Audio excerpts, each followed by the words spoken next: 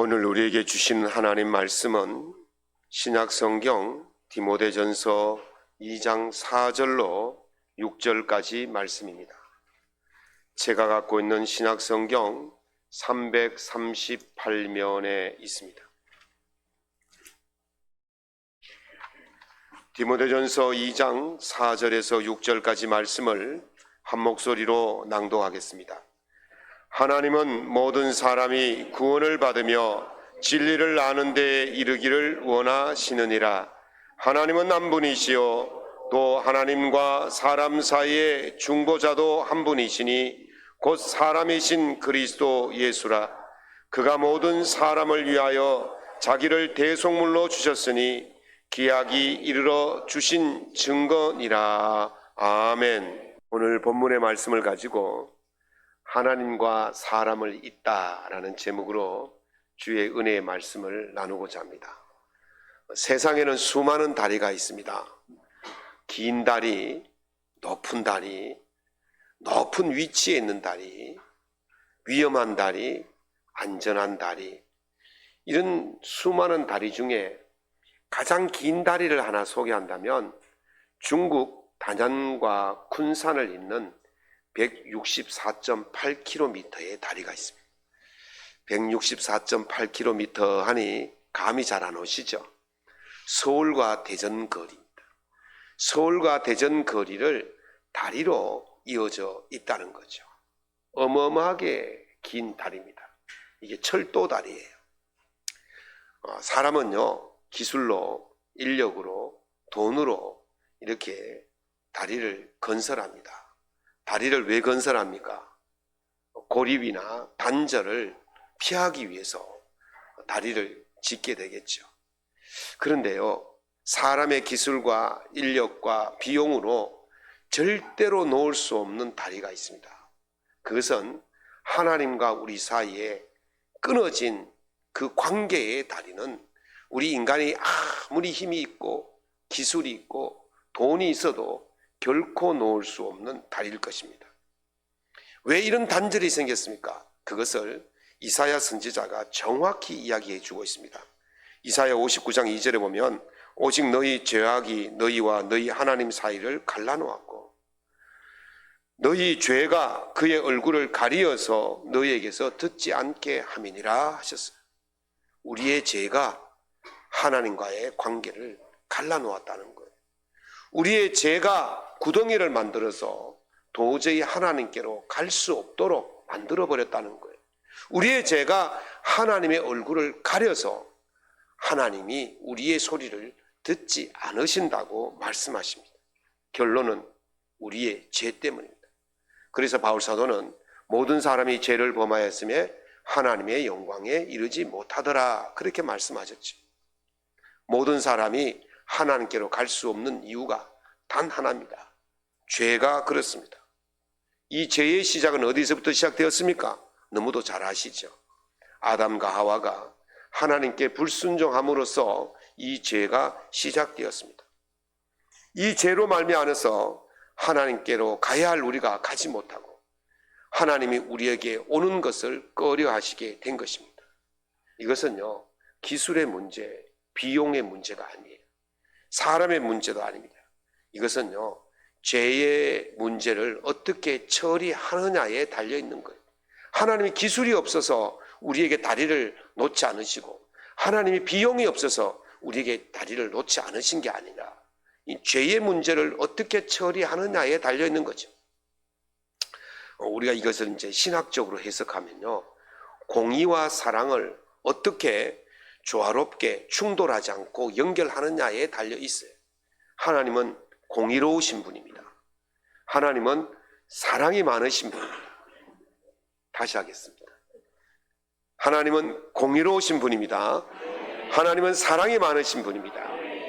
공의로우신 분이기 때문에 공의롭게 모든 문제를 처리해야 되는 거예요. 사랑이 많으신 분이기 때문에 모든 문제를 사랑으로 처리하셔야 돼요. 그럼 여기 문제가 오잖아요. 우리의 죄를 공의롭게 처리하시면 한 사람도 살아남을 수가 없어요. 그렇게 처리하면 하나님의 사랑의 속성에 위배가 돼요. 그러면 그래 불쌍하다 다 용서하시고 사랑하시면 무엇의 충돌이 일어납니까? 하나님의 공의의 충돌이 일어나는 거예요. 공의와 사랑이 충돌하지 않고 서로 조화롭게 함으로 말미암아 우리에게 구원을 제공하셔야 되는데 그런 방법이 없는 거예요. 그런데 하나님은 공의와 사랑이 충돌하지 않고 우리 모두가 구원 얻을 수 있는 그 길을 우리에게 열어주신 줄로 믿습니다. 그러면 어떻게 여셨습니까? 오늘 본문의 말씀이 바로 그 말씀이에요. 하나님께는 소원이 있어요. 사람만 소원이 있는 것이 아니라 하나님께도 소원이 있어요. 괴테가 쓴 파우스트라는 소설이 있습니다. 파우스트라는 주인공은 세상에서 지위와 권력과 학력과 재물과 모든 것을 다 갖춘 정말 다른 사람들이 보았을 때는 부럽고 부러울 그런 사람이었어요. 그런데 이 사람은 참 만족을 하지 못하게 되어집니다. 그래서 이 만족을 얻기 위해서 무엇을 하느냐 하면 악마인 메피스토벨레스라는 악마에게 자신의 영혼을 담보로 잡히고 이 땅에서 최상의 만족을 달라고 이야기합니다. 악마는 그의 영혼을 담보로 잡고 그가 이 땅에서 모든 쾌락, 모든 권력, 모든 지위, 모든 것을 얻을 수 있도록 제공을 하죠. 그런데 파우스트는 끝내 참된 만족을 얻지 못하는 것을 볼 수 있습니다. 여기서 인간의 욕심에 끝이 없음을 이야기합니다. 인간은요, 자기 만족을 위해서, 자기 욕심을 위해서, 자기 충족을 위해서 영혼까지도 걸 수 있는 것이 바로 인간이라는 거예요. 그런데 그 인간의 그 욕심이 끝이 있습니까? 만족이 없는 거예요. 참된 만족은 이 땅에서 결코 인간을 누릴 수가 없다는 것을 말하고 있는 것이죠. 이게 소설 속의 이야기만 아니에요. 오늘 우리 삶에서, 우리 현실에서도 마찬가지입니다. 리처드 칼슨이라는 분이 쓴 우리는 사소한 것에 목숨을 건다라는 책이 있어요. 이 책에 보면 사람들이 정말 목숨 걸 만한 일에 목숨 걸지 않고 아주 사소한 일에 목숨을 걸고 산다는 거예요. 그렇지 않습니까, 여러분들? 오늘 아침 나올 때 어떻게 했습니까? 운전하실 때 특별히 어떻습니까? 신호를 내가 1초만 늦으면 뒤에서 어떻게 합니까? 빵빵 하죠. 그러면 앞에 있는 사람이 기분이 나빠집니까? 안 나빠집니까? 기분 나쁘지요. 그럼 어떻게 합니까? 그 다음부터 보복 운전이 들어가는 거예요. 도로에서 두 차가 서로 보복 운전을 하면 그거는 목숨 걸고 하는 짓이죠.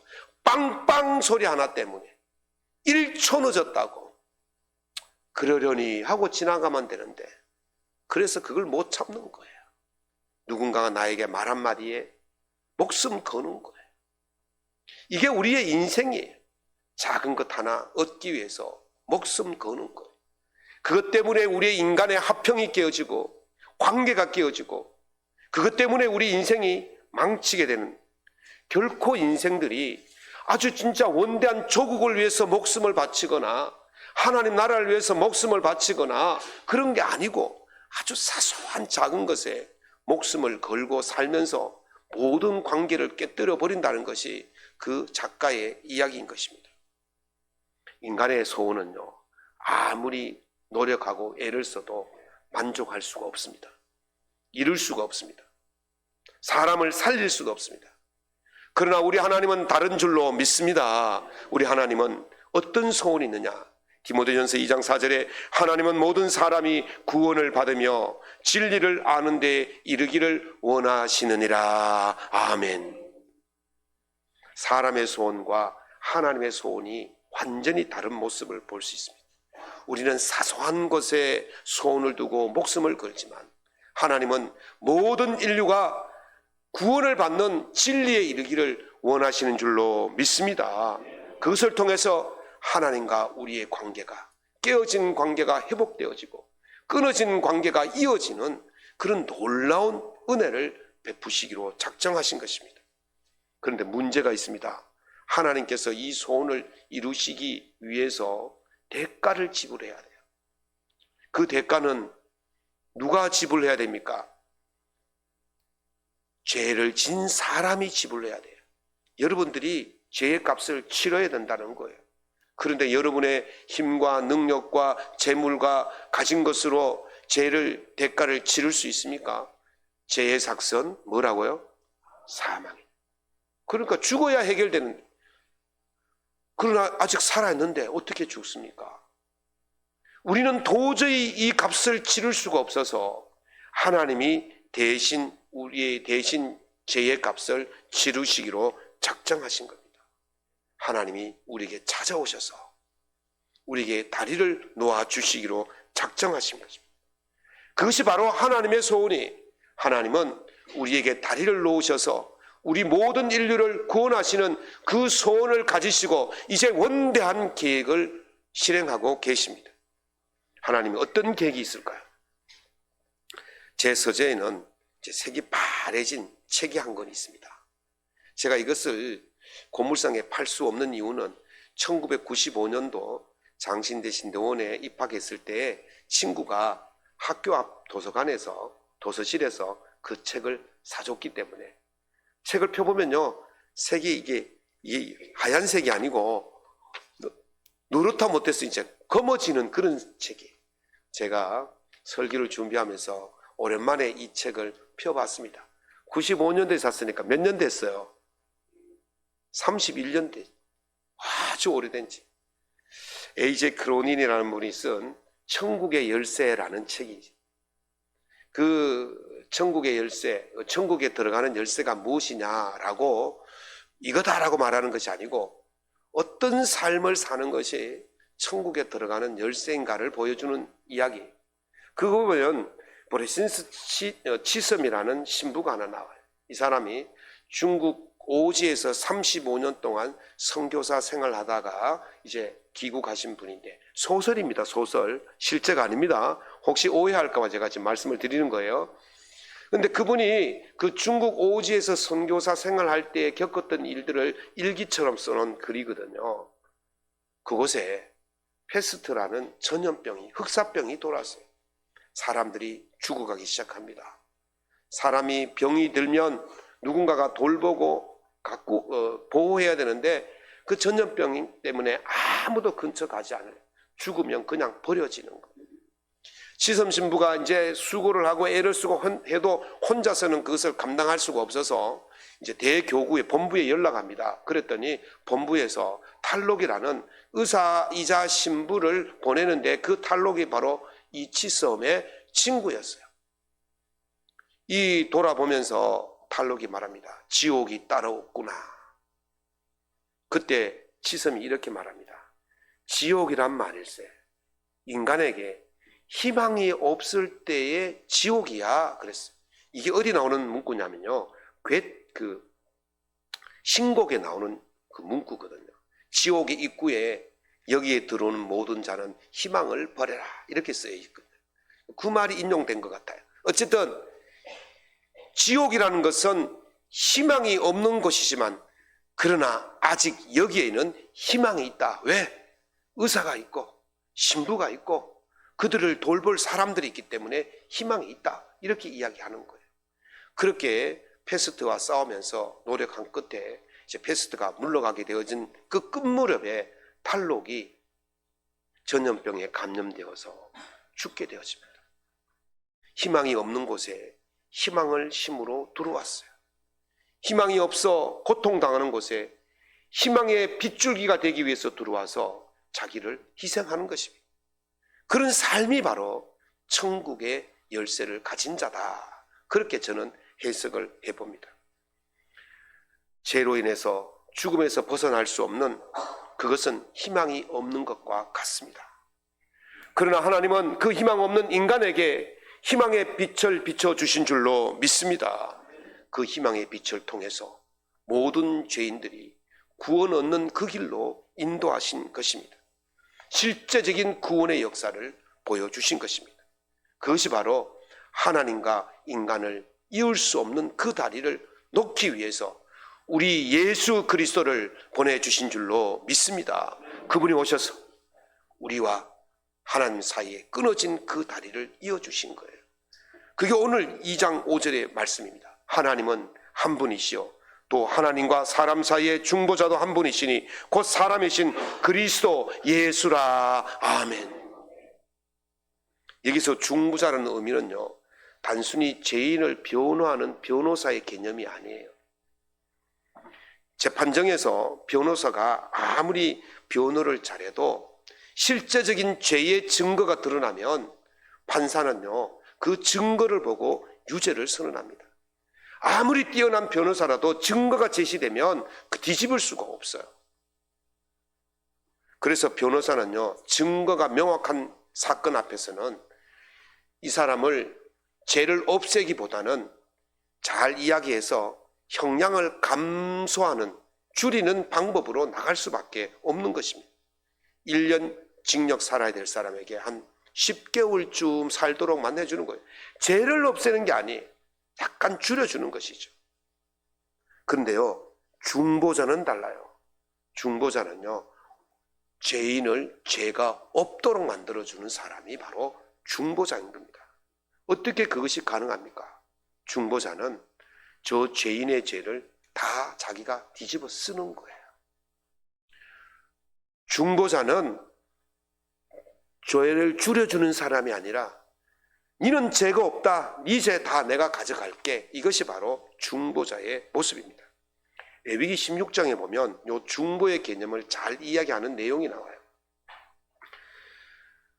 이스라엘 백성들은 1년에 한 번씩 대속죄일 다 모여서 죄 씻는 행위를 해요. 그때 이제 염소 2마리를 뽑아서 그 염소 2마리에게 제비를 뽑습니다. 제비를 뽑아서 한 마리는 하나님께 제물로 드리고 한 마리는 온 백성의 죄를 다 덮어쓰고 광야로 떠나 보냅니다. 이걸 아세살 양이라고 그래요. 백성의 죄를 멀리 떨어뜨린다, 그런 뜻이 있죠. 죄와 백성을 떨어뜨린다. 그래서 이 아세살 양이 그 염소가 죄를 다 뒤집어쓰고 광야로 헤매다가 죽게 만드는 것입니다. 이것을요 1년에 한 번씩 해요. 한계가 있잖아요. 매번 해야 되는 거예요. 매번. 그럴 때에 염소는 죄를 상징하고 인간이, 그 대제사장이 인간의 모든 죄를 가지고 안수하고 죄를 전가시키면 아세살 양이 가는데 다음에 똑같이 또 그렇게 해야 되는 거예요. 짐승은요 인간의 죄를 대신할 수가 없잖아요. 그냥 상징적인 거죠. 또 그렇게 한들 또 죄는 계속해서 발생되어지기 때문에, 죄는 계속해서 나타나기 때문에 영원히 해결할 수 없는 문제가 바로 이 제사의 문제인 것입니다. 우리 죄를 영원히 제거할 수도 없고 우리 죄를 다 짊어질 수도 없는 그것이 바로 짐승의 제사거든요. 그렇다면 매번 반복하는 이 짐승의 제사를 단번에 영원히 해결할 수 있는 길이 무엇일까? 그것은 바로 죄가 없으신 그분이 그 일을 감당해야 하는 것입니다. 그래서 하나님은 죄가 없으신 예수님을 인간의 몸을 입히셔서 이 땅에 보내신 줄로 믿습니다.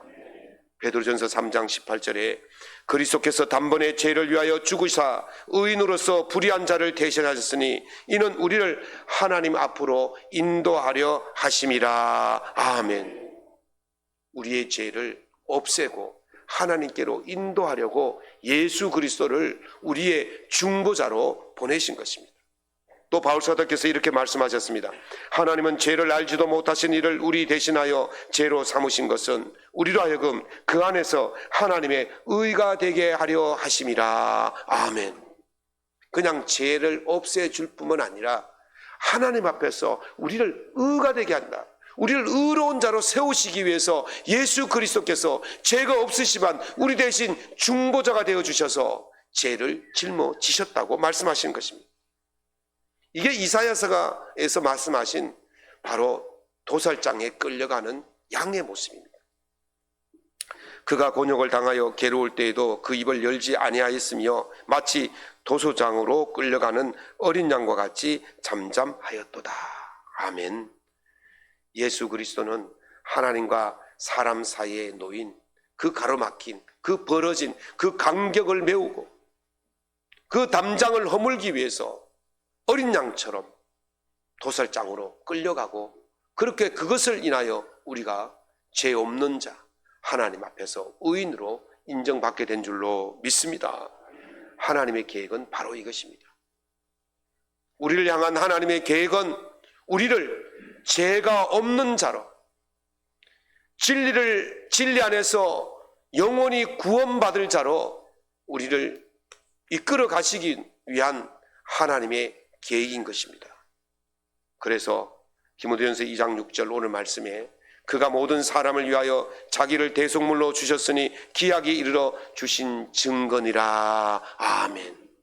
하나님께서 창세전부터 약속하시고 예배하신 그 일을 예수 그리스도 때에 이르러서 우리에게 이루어 주심으로 그것을 증거로 삼으셨다고 말씀하십니다. 사랑하는 성도 여러분, 하나님의 계획의 모든 초점은 모두 우리에게 있는 줄로 믿습니다.